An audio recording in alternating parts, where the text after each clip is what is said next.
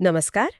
आज हम Scott Smith के 2006 के एक काफी चर्चित हॉरर नॉवल द रूइंस पर गहराई से बात करने वाले हैं, लेकिन एक खास तरीके से। हमारे पास ना इस नॉवल की एक डिटेल्ड हिंदी समीक्षा है, तो आज कोशिश रहेगी कि इस रिव्यू के जरिए हम समझें कि नॉवल में क्या खास है। हाँ, मतलब सिर्फ कहानी नहीं बल्कि समीक्षा उसे कैसे देखती है। बिल्कुल। ये समीक्षा नॉवल के किन पहलुओं को आप कह सकते हैं सबसे जरूरी मानती है, और क्यों द रूइंस को सिर्फ तो ये 6 लोग थोड़े जोश में, शायद थोड़ी नादानी में भी उसे खोजने निकल पड़ते हैं, जंगल के रास्ते एक अनजान खंडर की तरफ। एक एडवेंचर ट्रिप जैसा लगता है शुरू में। हाँ बिल्कुल, लेकिन जो बहुत जल्द कुछ और ही बनने वाला है। ठीक है, तो फिर आगे क्या होता है? जैसी वो लोग खंडर पहुंचते हैं, कहानी एकदम पलट जाती है। उनका सामना होता है हथियारबंद स्थानीय माया लोगों से। अच्छा। और ये लोग उन्हें वापस नहीं जाने देते, बल्कि उन्हें वहीं उस खंडर वाली पहाड़ी पर ही एक तरह से रोक लेते हैं, कैद कर लेते हैं। बिल्कुल, और यहीं से मुझे लगता है समीक्षा उस टेंशन की बात करना शुरू करती है जिसे वो नॉवल की एक बड़ी खूबी बताती है। हाँ, कि कैसे एक सिंपल सी खोज यात्रा अचानक एक जाल बन जाती है। बाहरी दुनिया से कोई कांटेक्ट नहीं, ना भागने का रास्ता, ना मदद की कोई उम्मीद। ये जो सिचुएशन है ना, एक बंद जगह में फंस जाना जहां खतरा सिर्फ बाहर से नहीं अंदर से भी है, मतलब डर से, यही उस माहौल को इतना असरदार बनाता है। समीक्षा इस पर काफी जोर देती है। हाँ, माहौल की बात। समीक्षा लेखक के उस तरीके की बहुत तारीफ करती है जिससे उन्होंने उस जगह को लगभग जिंदा कर दिया है। वो घना, चिपचिपा, दम घोटने वाला जंगल और वो खंडहर। समीक्षा के शब्दों में ऐसा लगता है कि पढ़ने वाला भी किरदारों के साथ वहीं फंसा हुआ महसूस करता है। सही कहा। ये जो फीलिंग है ना कि चारों तरफ से घिर गए हैं, कोई रास्ता नहीं है बाहर निकलने का, मदद कहीं से नहीं आ सकती, इसे समीक्षा आइसोलेशन या एकांत कहती है, और मानती है कि यही कहानी में टेंशन पैदा करने वाला सबसे पावरफुल एलिमेंट है। हाँ, और दिलचस्प बात यह है कि समीक्षा इस एकांत को सिर्फ फिजिकल नहीं मानती। अच्छा। मतलब ये मनोवैज्ञानिक लेवल पर भी काम करता है। हाँ। जब आपका बाहर की दुनिया से हर कनेक्शन टूट जाता है तो डर सिर्फ बाहरी खतरे का नहीं रहता। हाँ। अंदर की उथल पुथल भी शुरू हो जाती है। शक, निराशा, उम्मीद का टूटना, ये सब उस बंद जगह में कई गुना बढ़ जाते हैं। समीक्षा का इस माहौल पर इतना फोकस करना दिखाता है कि राइटर का इरादा सिर्फ डराना नहीं, बल्कि रीडर को मेंटली उस घुटन भरी सिचुएशन में ले जाना है। और शायद यही इसे बाकी हॉरर कहानियों से अलग करता है। हाँ, शायद यही। और ये पहलू हमें सीधे समीक्षा के एक और जरूरी पॉइंट पर ले आता है, मनोवैज्ञानिक हॉरर। ये टर्म आजकल काफी सुना जाता है, पर इस नॉवल के कॉन्टेक्स्ट में इसका क्या मतलब है, जैसा समीक्षा बताती है? अच्छा सवाल है। देखिए, इस समीक्षा के हिसाब से मनोवैज्ञानिक हॉरर का मतलब है वो डर जो किसी भूत या मॉन्स्टर से ज्यादा किरदारों के आपसी रिश्ते टूटने से पैदा होता है। उनके दिमागी तनाव से, शक से, डर से, और उनकी जो अंदर छिपी कमजोरियां हैं उनके बाहर आने से। समीक्षा इस बात पर जोर देती है कि द रूइंस सिर्फ खून खराबे वाली कहानी नहीं है। ये दिखाती है कि बहुत ज्यादा प्रेशर में इंसान कैसे बिखरते हैं। हाँ, रिव्यू में ये बात है कि जैसे जैसे दिन बीतते हैं, खाना पानी कम होता है, चोटें लगती हैं, मौत का डर बढ़ता है, तो दोस्तों के बीच जो प्यार और भरोसा था वो टूटने लगता है। बिल्कुल। उनके अपने जो पर्सनल फ्लॉज हैं, अंदर के डर, सब बाहर आने लगते हैं। समीक्षा के मुताबिक वो एक दूसरे पर शक करने लगते हैं, पुरानी बातें उभरती हैं और रिश्ते बहुत बुरी तरह बिगड़ने लगते हैं। अगर हम इसे थोड़ा और बड़ी पिक्चर में देखें तो ये नॉवल इस रिव्यू के अनुसार एक तरह का एक्सपेरिमेंट बन जाता है कि जब सिविलाइजेशन का पर्दा हट जाता है और सिर्फ जिंदा रहने की लड़ाई बचती है तो इंसानियत कितनी देर टिकती है। हाँ, ये तो सोचने वाली बात है। किरदारों के जो रिएक्शंस हैं, जो अक्सर सेल्फिश या परेशान करने वाले हो सकते हैं, वो कहानी को एक अजीब सा रियलिज्म देते हैं। समीक्षा इशारा करती है कि ये देखना कि आम लोग कैसे टूटते हैं, कैसे उनके सही गलत के पैमाने हिल जाते हैं, ये अपने आप में बहुत डरावना है। ये सिर्फ बाहरी खतरे की कहानी नहीं है, ये अंदरूनी बिखराव की कहानी ज्यादा है। यहाँ मामला वाकई दिलचस्प हो जाता है। समीक्षा कहती है कि कहानी का सबसे यूनिक और शायद सबसे डरावना हिस्सा वो बेलें हैं जो पूरे खंडहर पर फैली हुई हैं। हाँ, वो वाइन्स। ये कोई आम पौधे नहीं है।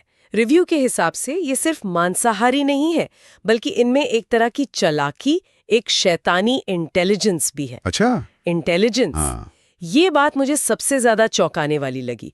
समीक्षा में लिखा है कि ये बेलें इंसानों की आवाज की नकल कर सकती हैं। क्या बात कर रही हैं? सोचिए, कोई फंसा हुआ है और उसे अपने दोस्त की आवाज सुनाई दे बुलाती हुई, लेकिन वो आवाज असल में उन बेलों की हो। या फिर खाने की झूठी खुशबू फैलाकर भूखे प्यासे लोगों को अपनी तरफ खींचना।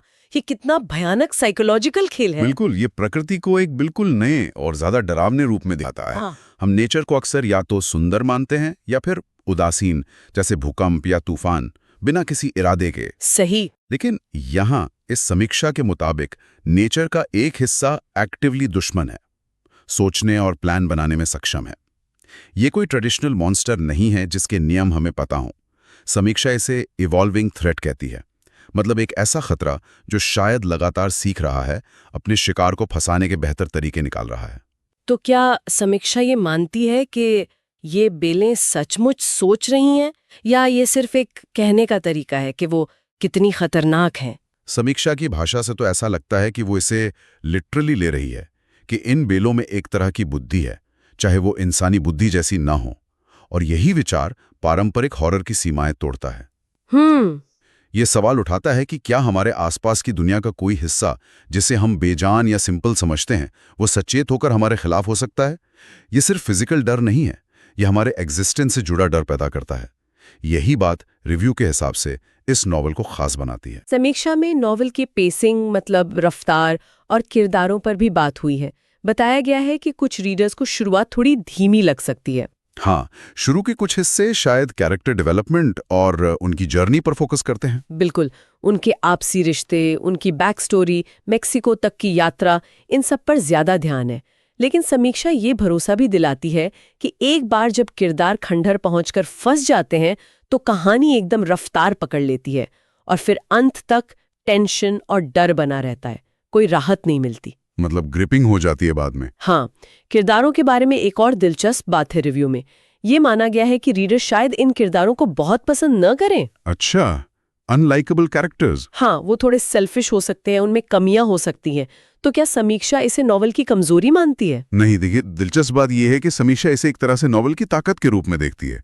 वो कैसे? तर्क ये है कि उनकी यही कमियां उनके मानवीय रिएक्शंस, डर, शक, जिंदा रहने की स्वार्थी इच्छा कहानी को ज्यादा रियल और ज्यादा परेशान करने वाला बनाती हैं। सर्वाइवल हॉरर जॉनरा में ये बहस अक्सर होती है कि क्या किरदारों का हीरो जैसा या पूरी तरह पसंद आने लायक होना जरूरी है, या उनकी कमियां और गलतियां ही उन्हें हमारे जैसा बनाती हैं और उस भयानक सिचुएशन से हमें ज्यादा जोड़ती हैं। उनकी नापसंदगी उन्हें अमानवीय नहीं बनाती, बल्कि दुखद रूप से ज्यादा मानवीय बनाती है। शायद समीक्षा यही कह रही है कि असल जिंदगी के प्रेशर में लोग हमेशा हीरो की तरह बिहेव नहीं करते, और यही सच्चाई कहानी को और भयानक बनाती है। तो कुल मिलाकर ये समीक्षा द रूइंस को किस तरह की हॉरर रचना मानती है, और ये किन रीडर्स के लिए है? समीक्षा इसे एक बहुत ही असरदार सर्वाइवल हॉरर नॉवल मानती है। सर्वाइवल हॉरर यानी वो जॉनर जहां कहानी का मेन फोकस कुछ किरदारों का किसी जानलेवा माहौल या सिचुएशन में जिंदा रहने का स्ट्रगल होता है। ठीक है। समीक्षा साफ करती है कि ये कोई हल्की फुल्की डरावनी कहानी नहीं है, बल्कि एक ऐसी किताब है जो पढ़ने वाले को डर, बेचैनी, निराशा और यहाँ तक कि घिन, मतलब डिस्गस्ट की भावनाओं से भर सकती है। तो काफी इंटेंस है। हाँ बिल्कुल, इसे खास तौर पर उन रीडर्स के लिए रेकमेंड किया गया है जिन्हें एटमॉस्फेयर बेस्ड हॉरर पसंद है, जहां जगह खुद एक कैरेक्टर बन जाती है और डर पैदा करती है। अच्छा। साथ ही जो रीडर किरदारों के धीरे धीरे मेंटल और फिजिकल ब्रेकडाउन के चित्रण से परेशान नहीं होते, और जिन्हें बॉडी हॉरर मतलब शरीर के साथ होने वाली भयानक और विभत्स चीजों का ग्राफिक डिस्क्रिप्शन पढ़ने में दिक्कत नहीं है, उनके लिए ये एक यादगार और गहरा अनुभव हो सकता है।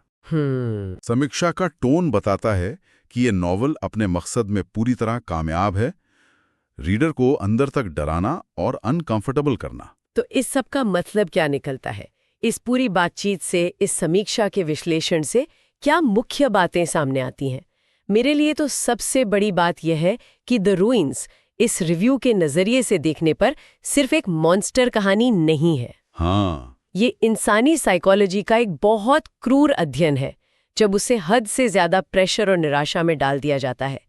ये दिखाता है कि डर और दर्द कैसे सबसे मजबूत रिश्तों को भी तोड़ सकते हैं, और जिंदा रहने की जो हमारी बेसिक इंस्टिंक्ट है वो हमसे क्या क्या करवा सकती है। सही कहा। समीक्षा इसे हॉरर और थ्रिलर के सीरियस रीडर्स के लिए, खासकर उनके लिए जो साइकोलॉजिकल डेप्थ और माहौल वाले डरावने अनुभव की तलाश में है, एक जरूर पढ़ी जाने वाली किताब मानती है।